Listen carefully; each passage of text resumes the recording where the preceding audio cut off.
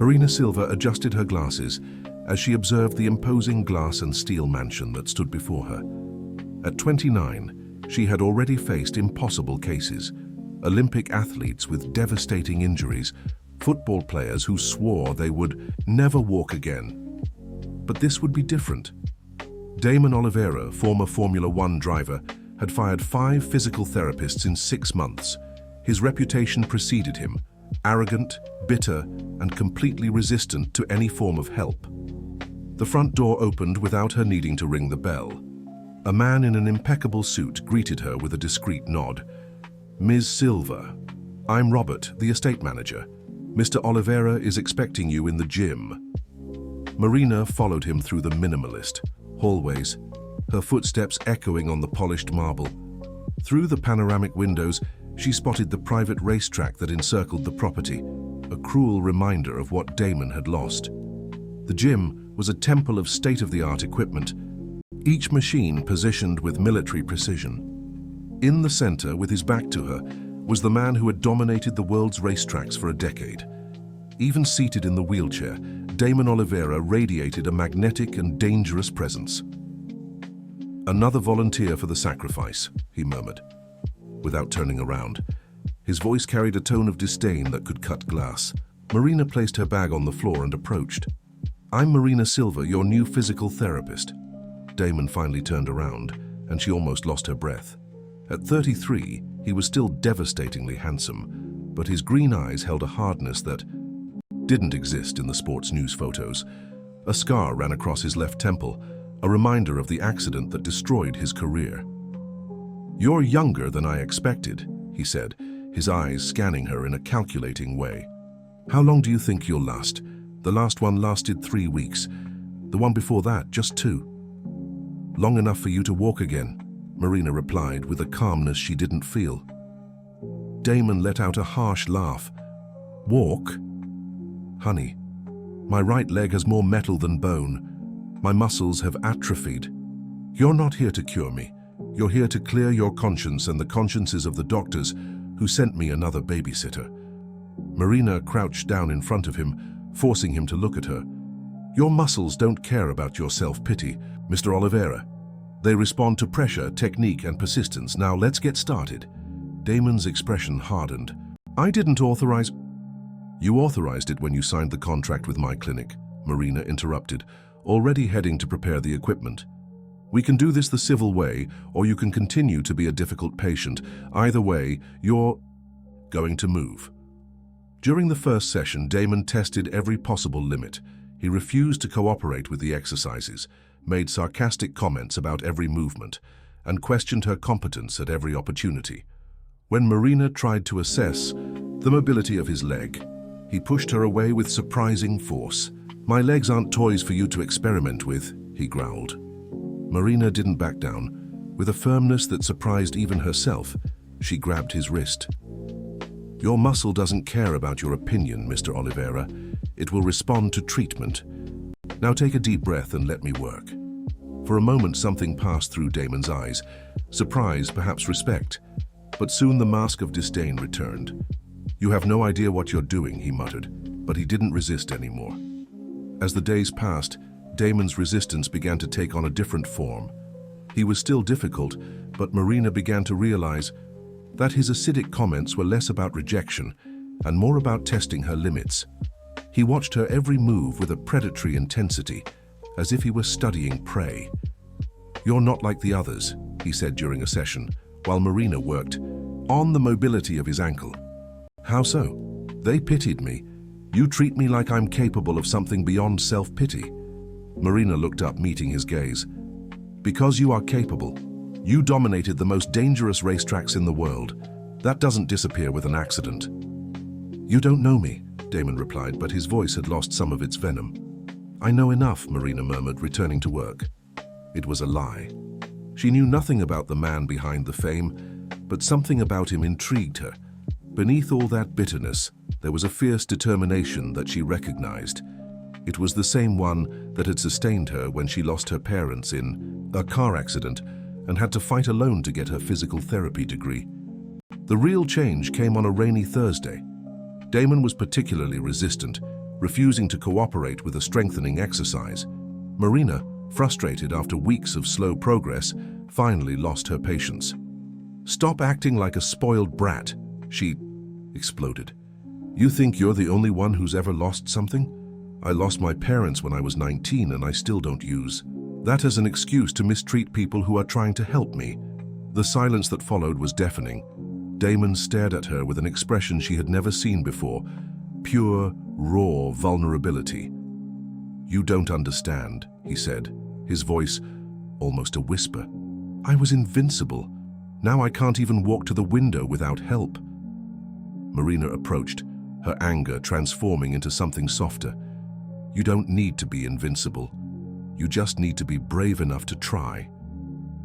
At that moment, something fundamental changed between them. The therapist-patient dynamic began to dissolve, replaced by something more complex and dangerous. The following weeks brought a subtle but undeniable transformation. Damon was still challenging, but now there was a different quality to his resistance, as if he were testing not only Marina's professional boundaries, but something far more personal. "Do you have family?" he asked during a session, while Marina worked on his calf muscles. The question came out of nowhere, in the middle of a particularly intense exercise. "I used to," Marina replied without looking up, maintaining firm pressure. "My parents died when I was in college. What about a boyfriend, husband?" Marina finally faced him, one eyebrow raised. "Is that relevant to your recovery?" "Everything is relevant when you spend so much time with someone," Damon replied, a dangerous smile playing on his lips. "Besides, you know my story. Fair that I know yours?" It was true. Marina had read all the articles about him, watched the interviews, studied every detail of his career and accident.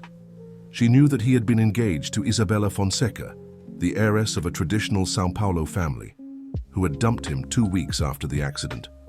She knew he had lost not only his mobility, but also the fortune he had invested in his own racing team. "I don't have time for relationships," Marina lied, because the truth was more complicated. She had dedicated herself so much to her career that she had never found someone who challenged her intellectually, who wasn't intimidated by her independence. "Lie," Damon said simply. "You're beautiful, intelligent, and you have this annoying thing of always being right. Some guy must be crazy about you." The comment caught her off guard. Marina felt the heat rise up her neck and focused even more on her work. But she couldn't ignore the way he watched her, as if he were memorizing every detail of her face. "Focus on the exercise," she murmured. "I am focused," Damon replied, and there was something in his voice that made Marina's stomach clench. Very focused.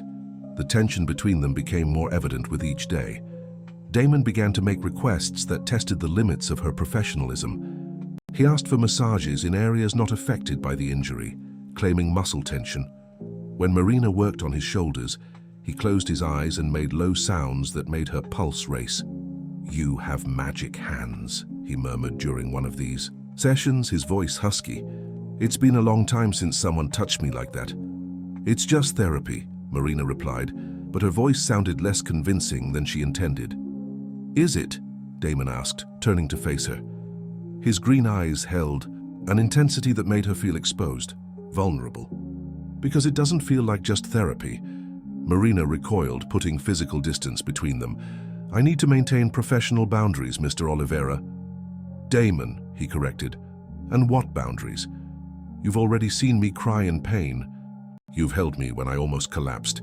You know my body better than I do myself. Where exactly are these boundaries?"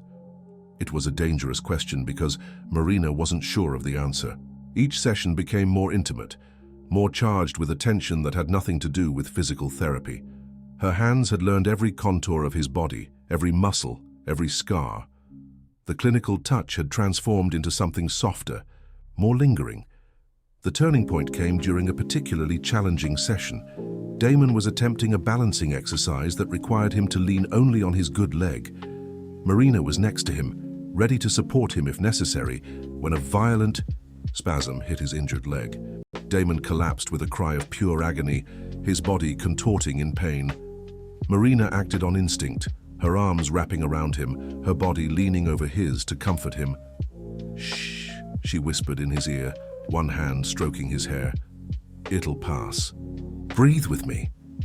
In that moment, with his body trembling against hers, with the scent of his skin invading her senses, Marina realized that she had crossed a line from which there was no return. He wasn't just her patient. He was a man who had awakened something in her that she thought didn't exist. When the pain finally passed, Damon didn't pull away. His eyes met hers, and Marina saw there not only gratitude, but something much more dangerous, desire raw and unmistakable. "Marina," he murmured her name like a prayer, a plea. She should have pulled away. She should have re-established the professional boundaries. Instead, she remained there, lost in his eyes, aware of every point where their bodies touched. "We can't," she whispered but didn't move. "Can't what?" Damon asked, his hand rising to touch her face. "Feel? Because it's too late for that." Marina closed her eyes as she felt his fingers trace her cheek. It was wrong. It was a violation of every ethical code she had sworn to follow. But when she opened her eyes and saw the raw vulnerability in his gaze, she knew she was lost. "This will complicate everything," she murmured. "It's already complicated," Damon replied, his voice barely a whisper. "Since the first day you walked in here and refused to pity me." Marina knew she should leave, she should end the treatment and transfer the case to another professional.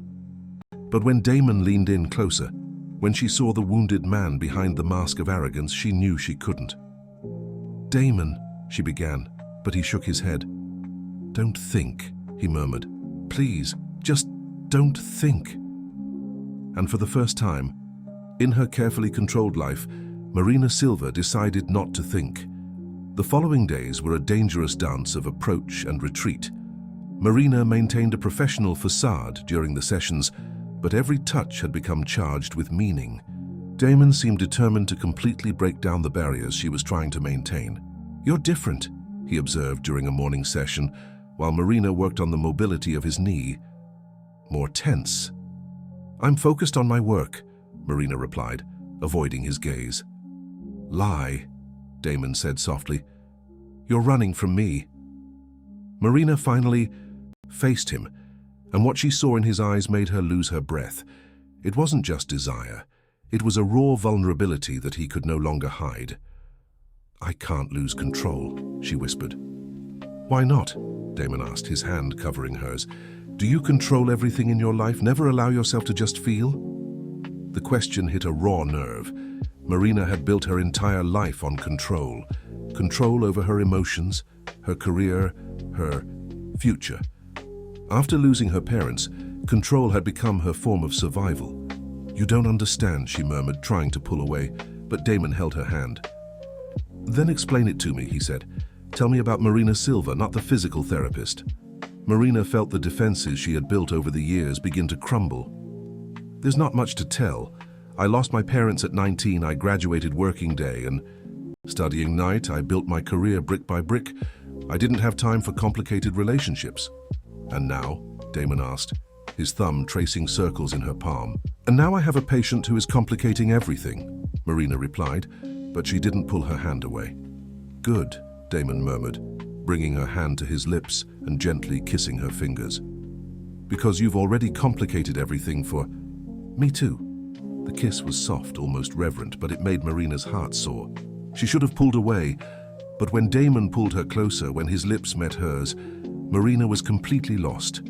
The kiss was unlike anything she had ever experienced, desperate, hungry, as if they were both drowning and had found air. When they finally broke apart, Marina was breathless. "This can't happen again," she whispered, but her words sounded hollow even to herself. "It will happen," Damon replied with a certainty that made her tremble, "because you feel the same way I do."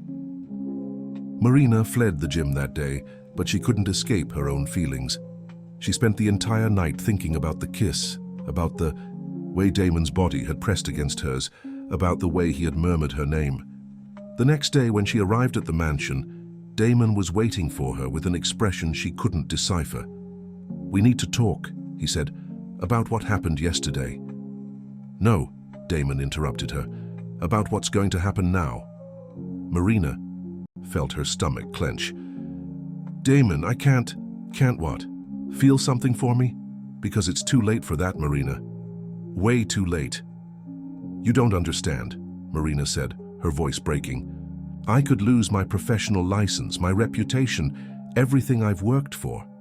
And you think I don't understand about losing everything? Damon asked, a familiar bitterness returning to his voice. I lost my career, my fiancé, my life. But with you, for the first time in 2 years, I feel alive again. His words hit Marina like a punch to the gut. She could see the raw sincerity in his eyes, the vulnerability he rarely showed. I can't be your savior, she whispered. I'm not asking you to, Damon replied, approaching her. I'm asking for a chance to be honest about what's between us. Marina closed her eyes, feeling the defenses she had built over the years completely crumble. When she opened them, Damon was right in front of her, his green eyes shining with an intensity that made her feel exposed. If we do this, she murmured, it has to be a secret. It can't leave this house. It can't interfere with your treatment. I agree, Damon said immediately, but there was a dangerous glint in his eyes. And when your treatment ends, when my treatment ends, Damon interrupted her, his hand touching her face, we'll see what happens. Marina knew she was making the biggest mistake of her professional life. She knew she was risking everything she had worked for, but when Damon leaned in to kiss her again, when his arms wrapped around her as if she were the most precious thing in the world, Marina decided that some risks were worth taking. The kiss was more intense this time, more possessive. Marina felt all her rational defenses crumble as Damon pressed her against the wall of the gym, his body strong and desperate against hers. You have no idea how long I've waited for this, he murmured against her lips. How long? Marina asked, lost in the sensation of having him so close. Since the first day, Damon confessed. Since the moment you refused to pity me. Marina kissed him again, knowing that she had crossed a line from which there was no return. They would have to be careful, discreet, but in that moment, with Damon's body pressed against hers, nothing else mattered. No one can know, she whispered. No one will know, Damon promised, but there was something in his eyes that made Marina's heart race, a possessiveness that was both thrilling and terrifying. The following weeks were a roller coaster of secret passion and medical progress. During the day, Marina maintained a strict professionalism, but the sessions had become charged with an electric tension that they both felt. Damon was improving, rapidly, much more than any prognosis had predicted.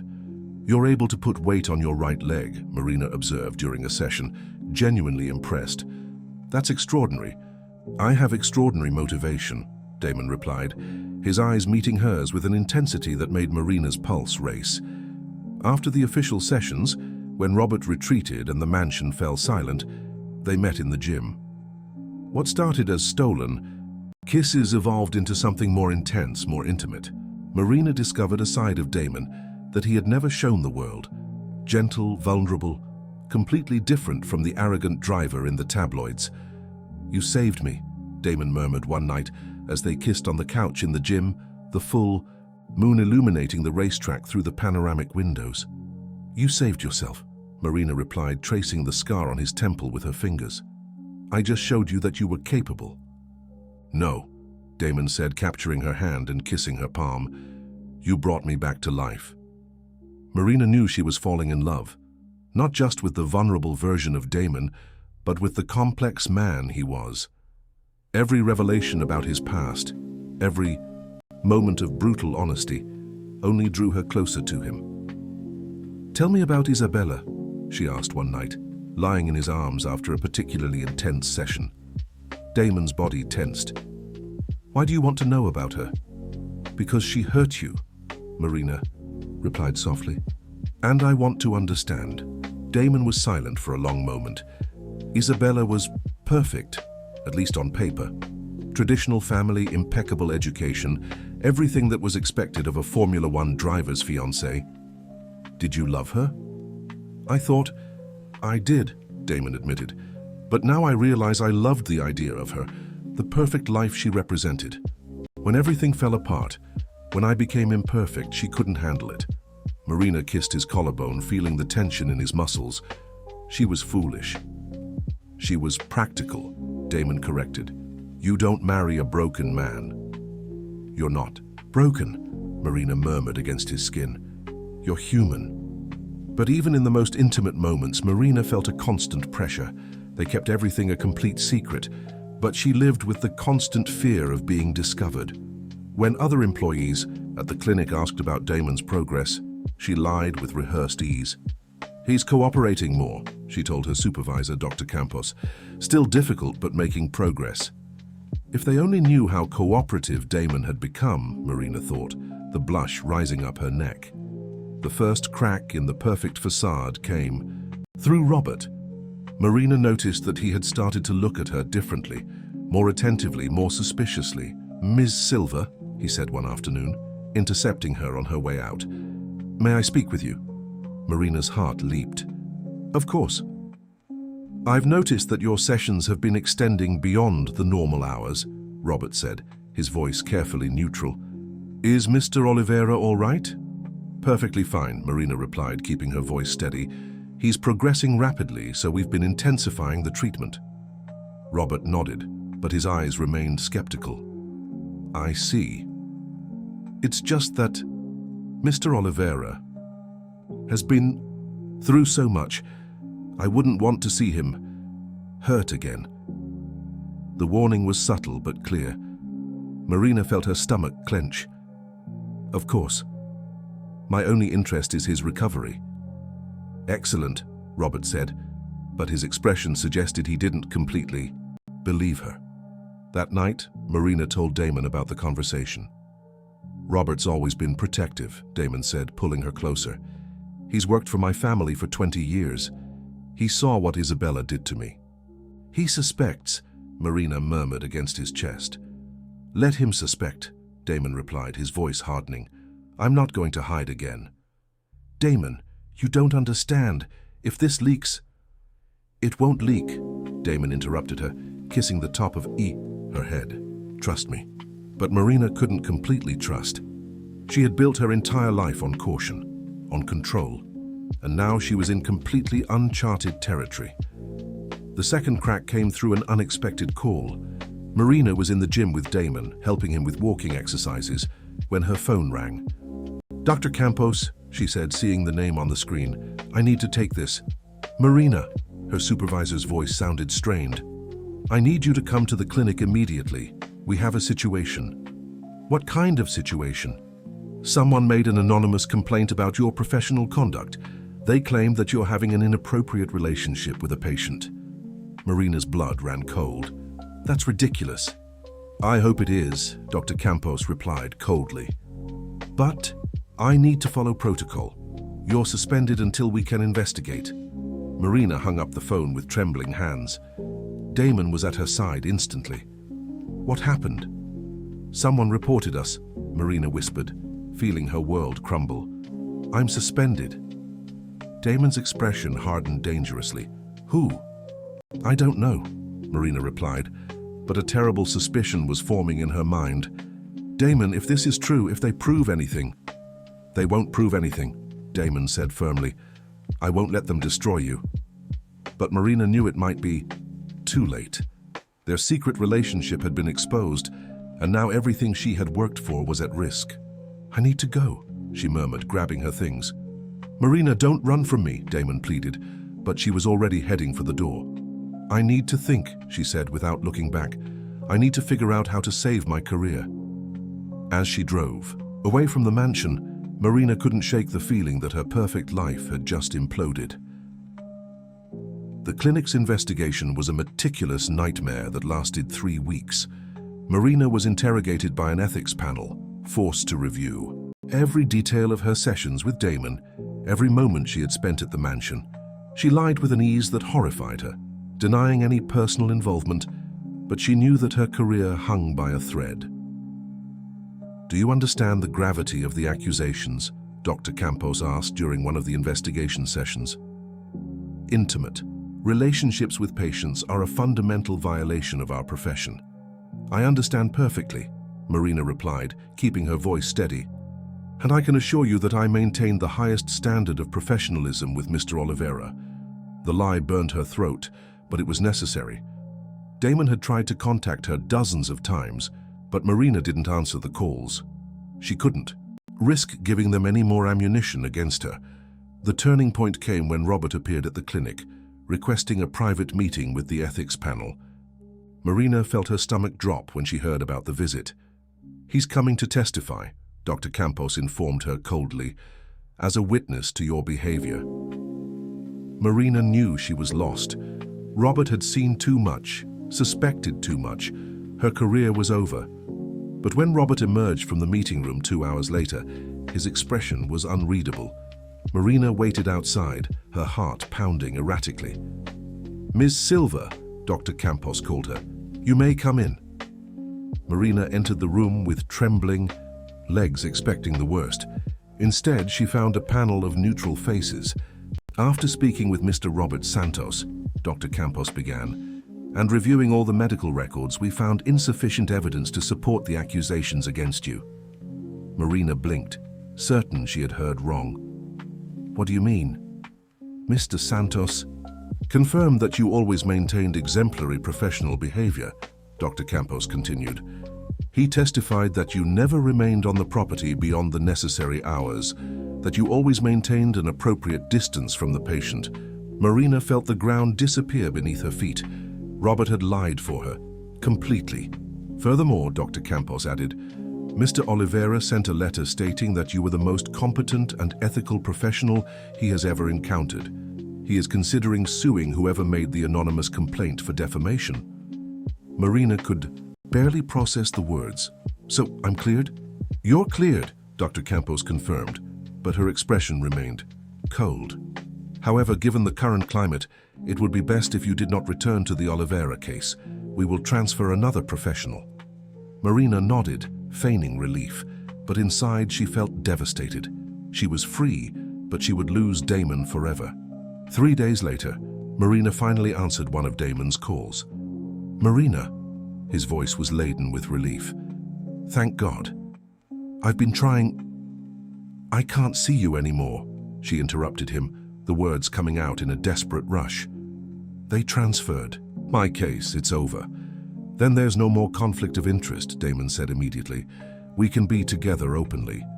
"No," Marina replied, tears burning her eyes. "You don't understand.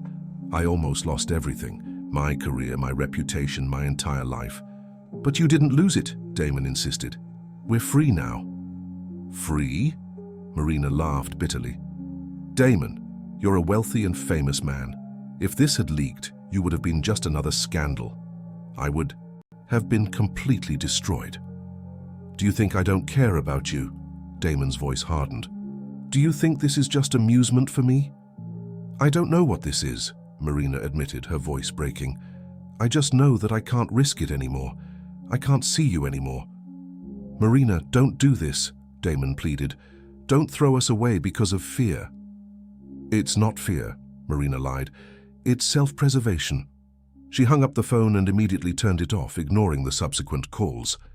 In the following days, Damon tried everything. Calls, messages, he even showed up at the clinic, but Marina refused to see him. "He's walking," a colleague commented after one of Damon's visits. Apparently the recovery was miraculous. Marina felt her chest tighten. Damon had made it. He was walking again, probably going back to a normal life, without her. 2 weeks after their last contact, Marina was working with a new patient when she received an unexpected call. "Miss Silva, this is from the office of Attorney Dr. Henry Smith. I need to speak with you regarding Mr. Damon Oliveira." Marina's heart leaped. "What happened?" "He's being blackmailed," the attorney said bluntly. "Someone has photos of you two together, intimate ones. They're demanding $5 million not to publish them." Marina felt the world spin. "What photos? Are you kissing him in his gym? You in compromising situations? Apparently someone was photographing you for weeks." Marina sat down heavily, feeling nauseous. "Who?" "We don't know yet, but they've given us an ultimatum. If Mr. Oliveira doesn't pay in 48 hours, the photos go to every tabloid in the country." Marina closed her eyes, seeing her life crumble for the second time in a month. "Why are you telling me this?" Because Mr. Oliveira refused to pay, the attorney replied. He said he's not going to hide anymore, that he'd rather face the consequences than live in secret. He'll destroy his life, Marina whispered. He said his life was already destroyed, the attorney retorted. Said the only thing that mattered was protecting you. Marina hung up the phone with trembling hands. Damon was willing to sacrifice everything for her, but if those photos came out, it wouldn't just be his career at risk. It would be both of their lives, and she had only 48 hours to figure out what to do. Marina spent the entire night awake, analyzing every possibility. The lawyer's call had shattered the fragile peace she had tried to build in recent weeks. Damon was willing to sacrifice everything for her, but Marina couldn't allow him to do that. Not when she herself had been too cowardly to fight for their relationship. The next morning, Marina made a decision that would change everything. She needed to find out who was behind the blackmail, and there was only one way to do it. She drove to Damon's mansion for the first time in weeks. Robert greeted her at the door, his expression carefully neutral. "Ms. Silva," he said, "Mr. Oliveira is in the gym." "Robert," Marina stopped him before he could turn away. "Thank you for what you did at the clinic." Robert studied her for a long moment. "I saw what you did for him. For the first time in 2 years, he had hope again. I couldn't let them destroy that." Marina felt tears prick her eyes. "Why didn't you tell me you suspected?" "Because sometimes," Robert replied softly, "the secrets we keep protect the people we love." Marina found Damon in the gym, walking without support for the first time since the accident. He was facing away from her, concentrating on his steps, and Marina could see the tremor of effort in his legs. "Damon," she said softly. He turned around, and the expression of surprise that crossed his face was quickly replaced by something more intense. "Marina." "I know about the blackmail," she said, getting straight to the point. "You can't pay." "I won't pay," Damon confirmed, approaching her carefully. "I've lived in hiding for too long." "You don't understand," Marina said. Hurt be him, voice breaking. "If those photos get out, it won't just be your career, it will be mine too, it will be everything." "Then we'll fight it together," Damon replied, getting close enough to touch her face. "I'm not going to let you face this alone." Marina closed her eyes, leaning into his touch. "I have a theory about who's doing this." "Who?" "Someone with access to the house," Marina said, opening her eyes. "Someone who knew about our meetings, who could install cameras in the right places." Damon frowned. "You're suggesting it's someone on my staff?" "I'm suggesting we investigate," Marina replied, "before it's too late." They spent the next few hours reviewing the list of people with access to the mansion. The cleaning crew, the suppliers, the previous medical professionals, all were potential suspects. "I need to check something," Marina said, picking up her phone. "I'm going to call the clinic." The conversation was brief, but revealing. Marina hung up with a grim expression. "What is it?" Damon asked. "The anonymous complaint against me," Marina said slowly. "It was made from the same phone that called your lawyer about the blackmail." "How do you know?" "Because I had them trace the number," Marina replied. "And I found something interesting. The phone is registered to a security company." Damon stood up abruptly. "What company?" "Total Security. They installed your monitoring system after the accident." Damon's expression hardened. "Son of a bitches, they used my own system against me." "No," Marina said, a terrible realization forming in her mind. "It wasn't them. It was someone who hired them." "Who?" Marina felt her stomach clench. "Someone who knew you were recovering. Someone who didn't want you to get back to your normal life." "Isabella," Damon whispered, the comprehension dawning in his eyes.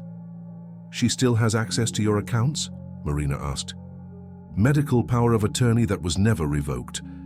Damon rushed to the study, Marina close behind. He opened a file of legal documents, searching frantically. "Here," he said, pulling out a paper. "Medical power of attorney in case of incapacitation. Signed before the accident, never revoked." She could have hired the security company, Marina realized, claiming concern for your safety. "And then used the cameras to spy on us," Damon completed, his voice filled with fury. She's trying to destroy me. No, Marina said, a final piece of the puzzle falling into place. She's trying to get rid of me. If I disappear from your life, you go back to being the broken man she can control. Damon's phone rang. He looked at the screen and showed it to Marina. Isabella. Answer it, Marina said, but put it on speaker. Damon answered the call. Isabella. Damon, darling. Isabella's voice was sweet as honey. I heard you're having some problems. I thought maybe we could talk. What kind of problems? Damon asked, his voice carefully controlled. Well, certain photos have been circulating, Isabella said, a tone of false concern in her voice. Very compromising. It would be a shame if they reached the press. What do you want? Damon asked directly. I want to protect you, Isabella replied. As I always have. Send that therapist away, and I'm sure the photos will disappear. Marina felt a cold rage spreading through her chest. Isabella wasn't interested in money. She was interested in control. And if I refuse? Damon asked. Then I fear that both you and your friend will face some very unpleasant consequences, Isabella replied, all pretense of sweetness vanishing from her voice. I understand, Damon said. I need time to think. You have until tomorrow at noon, Isabella said. After that, I can't guarantee. The photos will remain private. She hung up, leaving Marina and Damon in tense silence. Now we know who it is, Marina said finally. But that doesn't solve our problem. She still has the photos. No, Damon said, a dangerous smile forming on his lips. She made a mistake. She just confessed to blackmail on a recorded call. Marina looked at him, hope surging in her chest. You recorded it? I always record calls from Isabella, Damon replied. I learned the last time she's dangerous. Now we have enough evidence to sue her. But the photos, we'll get them back, Damon said, picking up the phone. It's time to fight back. Marina knew that the recording was just the beginning. Isabella Fonseca was no ordinary opponent. She had connections, money, and the calculating coldness of someone who was used to getting what she wanted. Suing an heiress from one of the most powerful families in the country would be a war, not a battle. We need more than just a recording, Marina said, pacing nervously around the gym. Isabella has the best lawyers in the country. She can claim it was taken out of context, that it was misinterpreted. Then we get more evidence, Damon replied, determination blazing in his eyes. She can't have done this alone. She had to leave a trail. Marina stopped pacing, an idea forming in her mind. The security company. If she ordered extra cameras, she would have needed written authorization, documents. And if she used the medical power of attorney for that, Damon completed, it's fraud. Misuse of legal documents. But even as they planned their strategy, Marina felt the weight of the situation. Isabella wasn't just trying to separate them, she was trying to destroy them completely. And she had the weapons to do it. Damon, Marina said softly, you need to understand something. Even if we prove everything, even if she gets arrested, the photos already exist. If she spreads them before we're able to stop her, then we face it together, Damon replied, pulling her into his arms. I'm not going to run again, Marina. I'm not going to let her destroy the only good thing in my life again. Marina leaned into him, feeling the strength of his determination. But inside, fear gnawed at her. She had spent years building her reputation, her career, her life. Losing it all for love seemed both heroic and terrifying. I need to go home, she said. I need to think. No, Damon held her arm. Don't run from me again. We're a team now. You don't understand, Marina said, her voice breaking. I've never had anything but my career. My parents died when I was young. I have no family, no safety net. If I lose everything, you have me, Damon said simply, and I'm not going anywhere. Marina looked at him. This man who had gone from arrogant patient to her salvation, and now her possible ruin. What if we're not strong enough? What if she wins? Then at least we fought, Damon replied. At least we didn't hide. Marina spent the night at her own home, but she didn't sleep. She analyzed every angle, every possibility, every scenario. By morning, she had made a decision. She called Dr. Henry Smith, Damon's lawyer, and scheduled a meeting. "Miss Silver," he said when she arrived at the office, "Damon told me about the recording. It's a good start, but it's not enough," Marina completed. "I know, that's why I'm here." Marina opened her purse and placed an envelope on the table. "These are your medical notes on Damon." "Yes," Marina confirmed, "but look at the dates. Look at the documented progress." The lawyer studied the papers. He was recovering much faster than any prognosis indicated. "Exactly," Marina said. "And that started exactly when our relationship developed.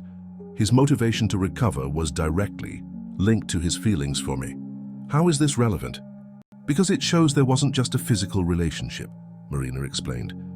"There was a genuine emotional connection that was literally healing him. Any attempt by Isabella to portray this as purely sexual would be contradicted by the documented medical progress." Dr. Smith nodded slowly. "Clever, it humanizes your relationship." "There's more," Marina continued. "I made some calls to colleagues. Isabella tried to hire other private physical therapists in recent weeks, claimed she was concerned about the inadequate treatment Damon was receiving. She was lining up replacements," the lawyer realized. "Proof of premeditation." "Exactly," Marina said. "This wasn't a crime of opportunity. It was a calculated plan to remove me from Damon's life." Dr. Smith closed the files. "We have a case. It's not perfect, but we have a case. The question is, are you prepared for the war this is going to unleash?" Marina felt her stomach clench. "What kind of war?" "Isabella Fonseca isn't going to take this passively," the lawyer explained.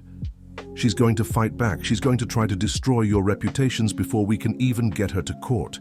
She's going to use every contact she has in the media, every favor she can call in." "Then we need to act first," Marina said, surprising herself with her own determination. "How?" Marina took a deep breath. "We call a press conference. We tell our side of the story before she can tell hers." Dr. Smith looked at her in surprise. "That's risky, very risky." "More risky than waiting for her to destroy us?" Marina asked. "At least this way we control the narrative." The lawyer was silent for a long moment. "I'm going to call Damon. He needs to be aware of what you're suggesting." When Damon arrived at the office an hour later, Marina saw that he had immediately understood what she was proposing. "Are you sure?" he asked, his hands finding hers. "I'm scared," Marina admitted. "But I'm tired of hiding. I'm tired of letting other people control my life." "If we do this," Damon said, "there's no going back. We're declaring war on one of the most powerful families in the country." "Then so be it," Marina replied, feeling a strength she didn't know she possessed. "I fell in love with you, that's not a crime, and I'm not going to let her make us feel like it is." Damon smiled, the first genuine smile she had seen in weeks. "Then we do this together." "Together," Marina agreed. Dr. Smith observed the couple, then sighed. "Very well. I'll arrange the press conference for tomorrow morning. But once we go public, there's no turning back." "We don't want to turn back," Marina said, surprised by the firmness of her own voice. As they left the office, Marina knew they had crossed the Rubicon. Tomorrow, they would face Isabella Fonseca and all the power she represented. But for the first time, since the scandal began, Marina didn't feel fear, she felt determination. The war was about to begin. The press conference was scheduled for 10 in the morning at the most luxurious hotel in Miami. Marina woke up at 5, her stomach churning with nerves, but with an iron determination that surprised her. For the first time in weeks, she wasn't running, she was fighting. Damon arrived at her apartment at 7, impeccable in a dark suit that accentuated his green eyes. He was walking with only a light cane, his physical progress a living testament to his recovery. "Ready to make history?" he asked, kissing her forehead. "Ready to fight for us," Marina replied. At the hotel, the press room was packed. Reporters from all the major outlets, television cameras, photographers. It was exactly the kind of media circus Marina had always dreaded. But when she and Damon entered, hand in hand, she held her head high. Dr. Smith took the microphone first. "Good morning," We are here today to clarify some false allegations that have been made against my clients and to present evidence of a blackmail scheme orchestrated by Ms. Isabella Fonseca. A murmur ran through the room. Marina saw some reporters exchange surprised glances. Clearly, they expected a confession, not a counterattack. First, Dr. Smith continued, we will hear from Mr. Damon Oliveira. Damon stood up, his presence commanding the room. 2 years ago, I suffered an accident that left me with little hope of recovery. 5 physical therapists tried to help me and failed. Then Marina Silva arrived. He looked at her, his eyes shining with an intensity that made her heart race. Marina didn't just treat me like a patient, Damon continued. She treated me like a human being. She refused to accept my self-pity, forced me to fight when I wanted to give up. Under her care, I made progress that doctors considered impossible. Marina saw some reporters furiously taking notes. During that process, Damon continued, we developed feelings for each other. Marina fought it, maintained professionalism, until the end of my treatment. When we fell in love, there was no longer a conflict of interest. But someone decided that our love was inconvenient, Damon said, his voice hardening. Someone who didn't want to see me recovered and independent. Dr. Smith retook the microphone. We have evidence that Ms. Isabella Fonseca, Mr. Oliveira's ex-fiancée, installed unauthorized surveillance cameras on his property using fraudulent medical power of attorney. He played the recording of Isabella's call. The room fell into absolute silence as her voice echoed, clearly engaging in blackmail. Furthermore, Dr. Smith continued, we have documents proving that she attempted to hire other physical therapists to replace Ms. Silva, claiming concerns about inadequate treatment, this weeks before the supposed discovery of the relationship. Marina stood up, her legs trembling slightly. I would like to speak now. The silence in the room was absolute. Marina looked at the cameras, knowing that her life would never be the same. My name is Marina Silva, she began, her voice firm. I have been a physical therapist for 8 years. I have dedicated my life to helping people recover from devastating injuries. Never in my entire career have I had an inappropriate relationship with a patient. She took a deep breath. Until I met Damon Oliveira, I didn't fall in love with him because he was famous or wealthy. I fell in love because I saw a brave man fighting against the most difficult circumstances. I saw someone who refused to accept less than he deserved. Marina felt tears burn her eyes, but she continued. I tried to fight those feelings. I tried to keep my distance, but love doesn't obey our professional plans. When our relationship began, she continued, I had already finished his official treatment. He was walking again. He was healed. There was no longer an ethical conflict. Marina looked directly into one of the main cameras. Isabella Fonseca tried to destroy my career because she couldn't accept that Damon had found someone who loved him for the man he is, not for what he represents. At that moment, the doors to the room burst open. Isabella Fonseca entered, flanked by 2 lawyers and several security cameras. How pathetic, Isabella said, her voice cutting through the air like a blade, a desperate press conference to cover up unethical conduct. She approached the microphone, but Dr. Smith didn't allow her to take it. Ms. Fonseca, he said calmly, you are being investigated for blackmail and fraudulent use of legal documents. I suggest you consult with your lawyers before making any statements. Blackmail, Isabella laughed, but Marina could see the nervousness in her eyes. I was protecting Damon from a gold digger. Protecting? Damon stood up, his voice filled with contained fury. You abandoned me when I needed you most. Now you try to destroy the woman. Who saved me? I saved you from a scandal, Isabella retorted. This woman ruined your reputation. My reputation? Damon laughed bitterly. Isabella, I was dead inside when Marina found me. She gave me back my life. And you tried to twist that into something dirty. Marina saw the exact moment when Isabella realized she had lost. The mask of superiority vanished, revealing desperation. You don't understand, Isabella said, her voice breaking. I still loved him. I thought if she got out of the way. You didn't love me. Damon replied softly. You loved the idea of me, the perfect version that existed only in your head. Dr. Smith retook control. The evidence has been turned over to the district attorney. Ms. Fonseca will face formal charges. Isabella looked around the room, realizing that she had no allies left. Without a word, she turned and left, her lawyers hurrying after her. The room exploded in shouted questions, but Marina only had eyes for Damon.